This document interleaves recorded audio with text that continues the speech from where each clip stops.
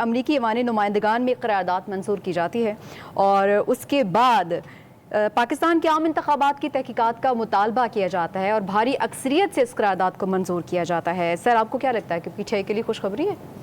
देखिए, बात यह है कि ये वही बयानियाँ हैं जो पीटीआई ने फरवरी से 8 फरवरी से 9 फरवरी के दिन लिया था और ये उसकी एक किस्म की फतह है।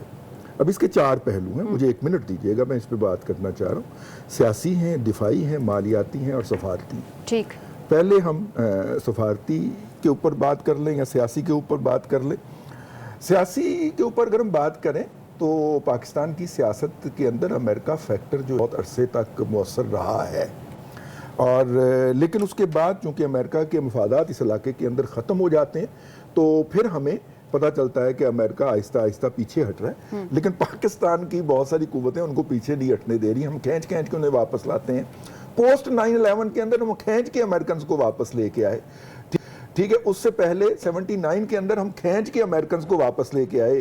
3 साल की जद्दोजहद के बाद तो हम अमेरिकन को वापस लाते हैं। तो ये तो उसके सियासी पहलू हो गए।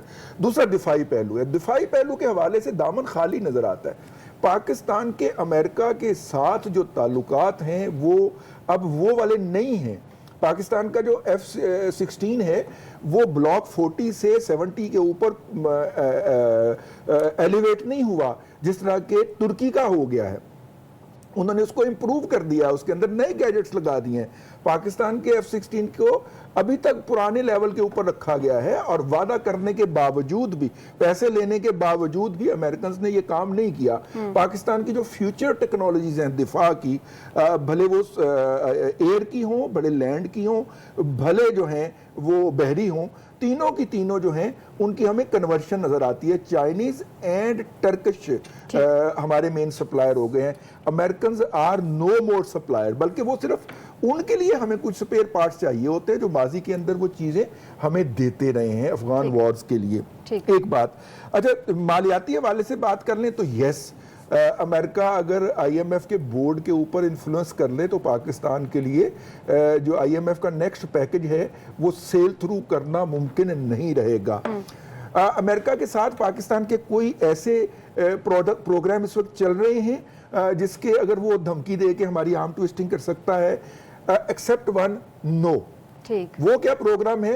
वो पाकिस्तान के तकरीबन 650 बच्चे हर साल एक इम्तहान पास करते हैं और उस इम्तहान पास करने के नतीजे में वो अमेरिकन यूनिवर्सिटीज में MPhil और PhD करने जाते हैं। लेकिन ये बात जहन में रहे कि उसके लिए ईच एंड एवरी पेनी हुकूमत पाकिस्तान के कौमी खजाने से अदा होती है। अमेरिकन सिर्फ उसका जो स्कैनिंग का प्रोसेस है उसको पूरी तरह वॉच और मॉनिटर करते हैं और उसे इंटरनेशनल स्टैंडर्ड के मुताबिक बनाते हैं।